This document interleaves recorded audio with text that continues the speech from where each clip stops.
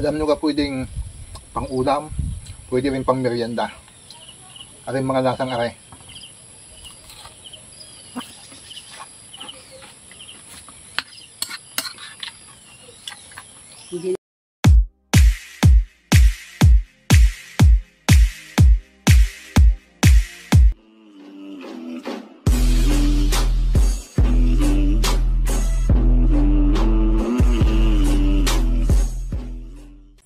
Yan na rin pala yun mga kalutaw. Ay isipin ninyo, ay anong inam din nga naman. Ay ako bagay may tinanim na okra. Abay anong tagal din naman bubunga. Ay nung mag-umpisa naman bumunga ay halos 3 buwan ay bago dumali ng bunga. Ay nung bumunga naman at nung mag-umpisa na, sabi ko sa inyo mga kalutaw, umaga, tanghali, hapon ay kung hindi ka manguha ay aabutin ka ng gulang. Ay umaga ay nilabong okra, tanghali nilabong okra, hapon ay nilabong okra. Ay ako ngay nanguha kanina. Ay walang pagkaisipan, ay intay ka muna. Ipa-fried ko muna. Kahit hindi pa ako nakakaluto ng fried na okra, ay tititistingin at susubukan kung anong lasa. Ay ari nga at ako'y nagtitimpla na ng harinang tercera at primera, alam ganin nyo yun. Ay nung ako'y nagbibikiri, yun ang tawag ay sa harina, primera at tercera. Ay pinaghalo ko lang yung dalawa. Ay di simpre tansyahan muna at dahil hindi naman kadamihan ang ating lulutuin mga kalutaw. Nilagyan ko lang ng isang itlog at aking kasawin lang din eh. At pagka okay na ang pagkakaasimbol na rin ay di aking ititistingin kung kakapit na yung harina.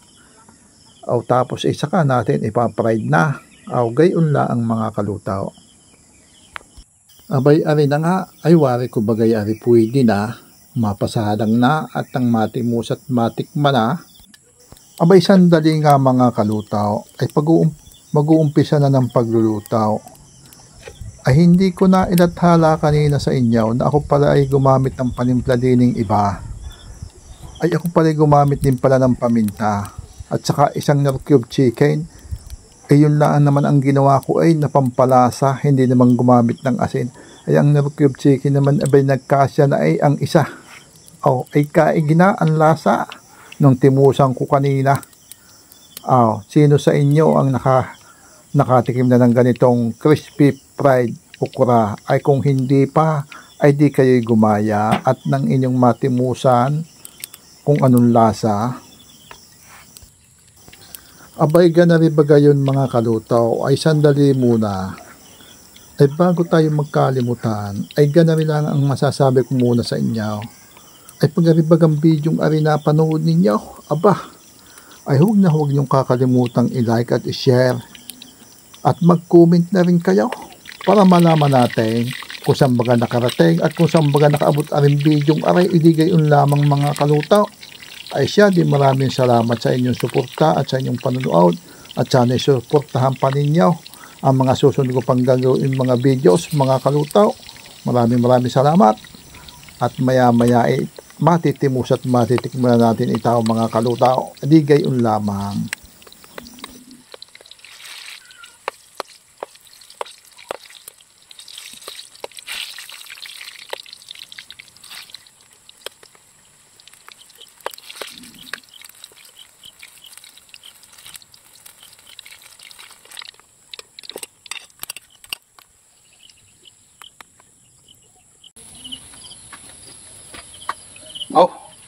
Kain na tayo mga kalutaw. Ito na ang ating nilutong okra recipe. Ano kang tawag ito sa lutong ito? Crispy fried okra. Sa tunay na buhay ngayon lang ako nagluto nito dahil lagi na lang ang nilabon ang aking luto. Sinubukan ko magluto ngayon ng crispy fried okra. At ito naman sukang ito ginawa ko. Ito na may gawa sa saging na hinog. Tikman na natin mga kalutaw. Ari na yung unang kagat. Ay, ito na. Masarap din nga mga kalutaw.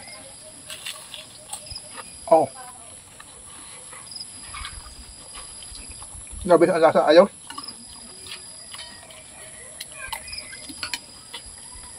Tamang-tama dun sa sukang ginawa ko mga kaluto.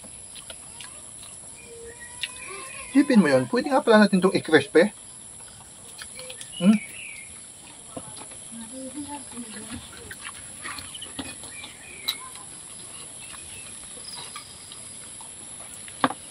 Alam ganyan nilagay ko din eh.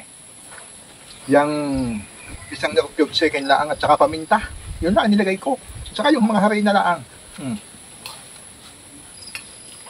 Ayos.